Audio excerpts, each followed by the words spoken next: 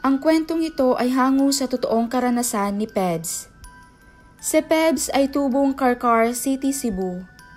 Pagka-graduate niya ng kolehiyo ay agad siyang nangibang bansa at nakapagtrabaho sa Dubai. Kagaya ng karamihan na kapag sa ibang bansa mo nakilala ang iyong kabiyak, ay tiyak na nakatira ito sa ibang bahagi ng Pilipinas na malayo sa lugar na iyong kinalalakihan. At iyon ang naging kapalaran ni Pebs, nakapag-asawa siya ng taga-Lagawi, Ifugao. Taong 2010 ay napagdesisyonan nilang mag-asawa na sa Pilipinas na lamang mamalagi ang mag-ina, si Pebs at ang kanilang panganay na anak, na sa panahong iyon ay nasa 8 buwan pa lamang. At kanilang napagkasunduan na sa Ifugao sila magstay. At ang asawa na lamang niyang si Fonzie ang mamalagi sa Dubai upang magtrabaho. Ang family house ng kanyang asawa ay nasa bayan mismo ng Lagawi, Ifugao. Mayroon itong 2 palapag, 3 kwarto sa itaas at 1 kwarto sa ibaba. At may malawak na bakuran. Medyo nakadistansya din daw ang bahay mula sa kanilang gate. At nakatirik ito sa tabi mismo ng Barangay Road at sa tapat naman ng bahay nila sa kabilang bahagi ng kalsada ay nandoon ang Don Bosco High School. Subalit, ito ang likurang bahagi ng paaralan kung saan makikita mo ang napakalawak na open ground ng paaralan. At talaga daw napakadilim sa bahaging ito paggabi at wala ni isang ilaw na nakalagay doon. 3 lamang ang nakatira sa bahay na iyon. Ang nanay ni Fonzie, ang kanyang nakakatandang kapatid, at ang isa niyang pamangkin. At sila lang ang makakasama ni na Pebs doon sa bahay. Inuokupa ni na Pebs at ng kanyang anak ang kwarto ng kanyang asawa. At ito ay nasa 2 palapag, katabi ng kanilang terrace na nakaharap sa kalsada at sa likurang bahagi ng paaralan. Sa unang linggo ng pamamalagi ni Pebs sa bahay, ay okay naman daw ang lahat at wala siyang kakaibang napansin, maliban lamang sa mga alulong ng mga aso sa tapat ng bahay, sa kabilang kalsada, sa mismong open ground ng Don Bosco High School. Araw-araw pagpatak ng 6:00 ng gabi ay mag-uumpisa na ang mga alulong ng mga aso. Nasabi naman ng kanyang biyanan at hipag ay hindi na kailangan ipagtataka iyon dahil sa araw-araw itong nangyayari, kung kaya nasanay na sila sa ganoon at walang dapat ikabahala. Pero si Pebs naman, dahil hindi sanay sa ganoon, ay gabi-gabi itong nagpapatugtog sa loob ng kwarto upang mabawasan man lamang ang kanyang mga naririnig mula sa labas. Lalong-lalo na at malimit siyang gumigising sa gabi at magtimpla ng gatas. Lumipas ang mga araw, linggo at buwan. Isang dapit hapon, nang nasa balkonahe si Pebs, ay may nakita siyang nakatayo sa may gate at nakatingala sa itaas ng bahay. Nang kanya itong sinilip muli at tiningnan ng mabuti at hindi niya maipaliwanag ang kilabot na kanyang naramdaman sa kanyang nakita. Ang nakatayong iyon ay kawangis ni kamatayan. Ito ay nakabalot ng kulay itim na kahalintulad ng kapa, mula ulo hanggang paa, ngunit hindi niya naaaninagan ang mukha nito. Kinilabutan at takot na takot si Pebs sa kanyang nakita, kung kaya nagmamadali siyang pumasok sa loob ng bahay at isinara ang salaming pintuan ng balkonahe at agad pinuntahan ang kanyang anak. Pagkalipas ng ilang oras ng mismong gabi ding iyon, ay nagmamadaling bumaba ng hagdanan si Pebs habang karga-karga ang kanyang anak.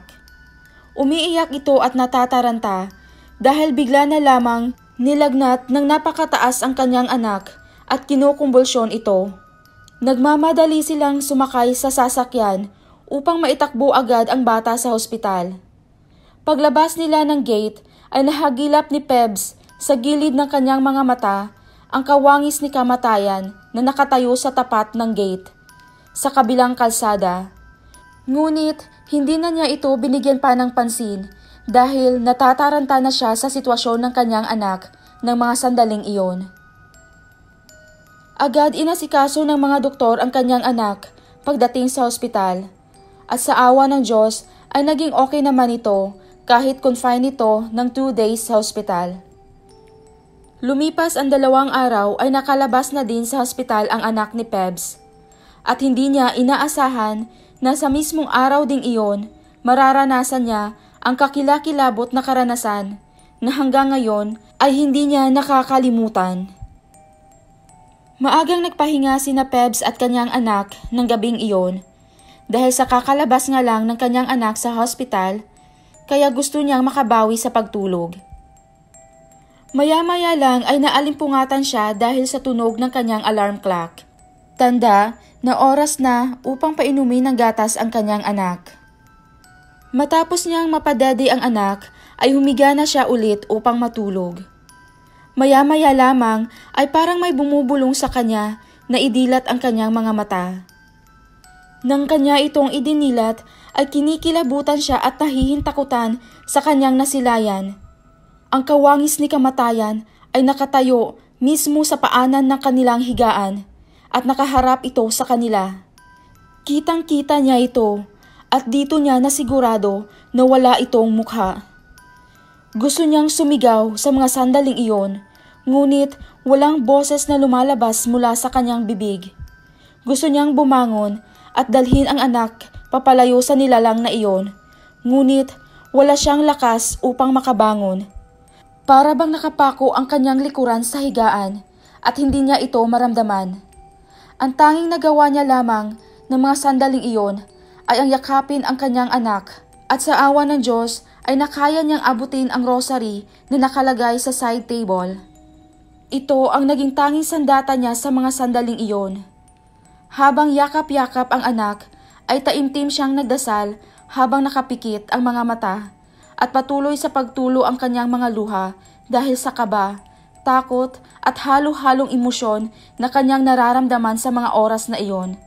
Hanggang sa di na niya namalayan na nakatulog na pala siya at umaga na nang magising sila ng kanyang anak. Ikinuwento niya sa kanyang biyanan at hipag ang kanyang mga nakita at nangyari.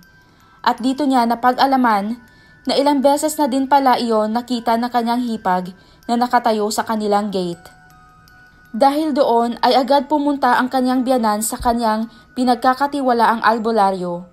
At doon ay sinabi ng albularyo na mayroong taong gustong kumulam sa kanilang pamilya at kilala nila ang taong ito. At ang kanilang nakikita na kawangis ni kamatayan ay ang sugo ng mangkukulam upang magdulot ng lagim at kamalasan sa pamilya. Agad silang binigyan ng albularyo ng habak o amulet upang magsilbi nilang pangsangga sa kung anuman kapahamakang dulot na nakita nilang kawangis ni kamatayan na sugo ng mangkukulam. Pagkatapos ng gabing iyon ay hindi na muli pang natulog si Pebs at kanyang anak sa kwarto na iyon dahil sa takot. Gabi-gabi na din sila nagro-rosaryo sa bahay hanggang sa lumipas ang mga araw ay tuluyan na ngang nawala ang nilalang na iyon at hindi na nila nakita pang muli. Tanging mga alulong na lamang ng mga aso pagpatak ng 6:00 ng gabi ang patuloy na nagaganap doon. Sa ngayon, si Pebs ay andito na sa Dubai naninirahan kasama ang kanyang asawa at 3 mga anak. At sa tuwing nagbabakasyon sila sa family house ng kanyang asawa, ay bumabalik-balik pa rin sa kanyang alaala ang mga nangyaring iyon.